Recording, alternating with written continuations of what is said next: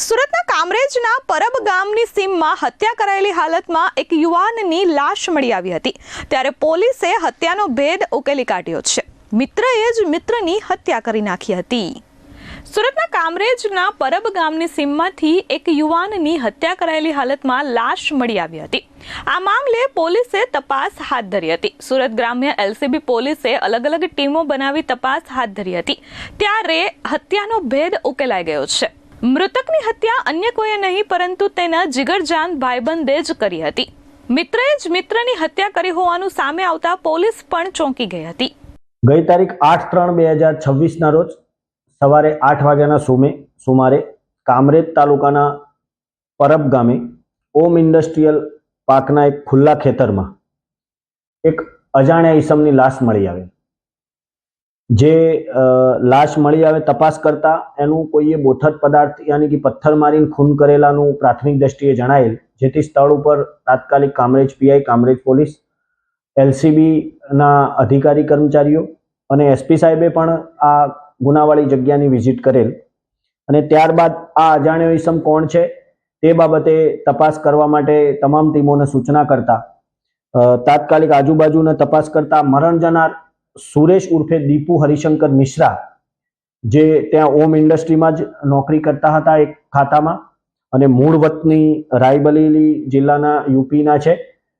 સુરત ગ્રામ્ય એલસીબી પીઆઈએ જણાવ્યું હતું કે મૃતક સુરેશ કુમાર અને આરોપી અશોક શિવબરન કેવટ પાડોશી એકમોમાં કામ કરતા હોવાથી ગાઢ મિત્રો હતા। ગત તારીખ 8/3/2026ની રાત્રે બંને મિત્રો સાથે હોટલમાં જમવા ગયા હતા। જમીને પરત ફરતી વખતે સામાન્ય બાબતે બંને વચ્ચે બોલાચાલી થઈ હતી। જોતજોતામાં વાત એટલી વણસી ગઈ કે આવેશમાં આવી ગયેલા અશોક શિવબરન કેવટે મિત્રતા ભૂલી બાજુમાં પડેલો ભારે પથ્થર લઈ સુરેશના માથામાં ઝીકી દીધો હતો। ગંભીર ઈજાઓના કારણે સુરેશનું ઘટના સ્થળે જ મોત નીપજ્યું હતું।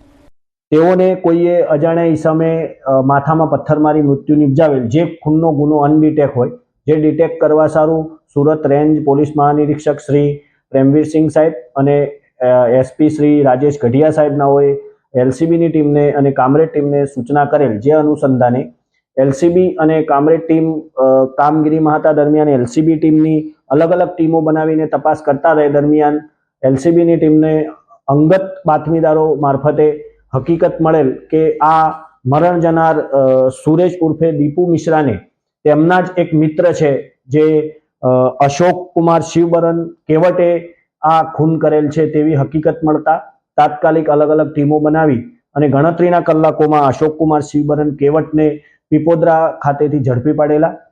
પરબ ગામની સીમમાં ઓમ ઇન્ડસ્ટ્રીયલ પાર્ક પાસે ખુલ્લા ખેતરમાંથી લાશ મળી આવી હતી, જેથી પોલીસે અલગ અલગ ટીમો બનાવી તાત્કાલિક જ તપાસ હાથ ધરી હતી અને ગણતરીના કલાકોમાં જ પોલીસે હત્યારા મિત્ર અશોક શિવબરન કેવટની ધરપકડ કરી છે।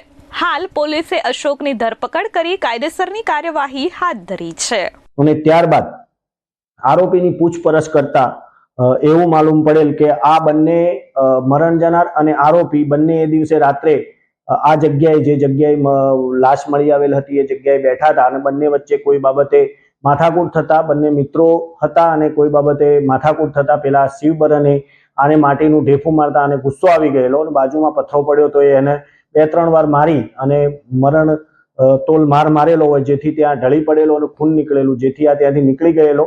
એ દિવસે રાત્રે કોઈ ખેતરોમાં સૂઈ ગયેલો અને ત્યારબાદ એ ડાયમંડ નગર થઈને પીપોદરા જતો રહેલો, ત્યાંથી પોલીસે એને પકડી પાડેલ છે।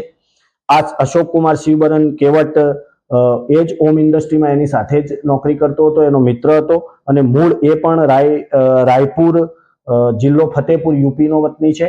આને ગણતરીના કલાકોમાં પોલીસે ઝડપી પાડેલ છે અને ખૂનનો અનડિટેક ગુનો ડિટેક્ટ કરેલ છે। આરોપીને અત્યારે કાયદેસરની કાર્યવાહી અર્થે કામરેજ પોસ્ટે સુપરત કરેલ। અત્યારે સર્ચ કરતા આરોપીનો કોઈ ગુનાહિત ઇતિહાસ મળી આવેલ નથી।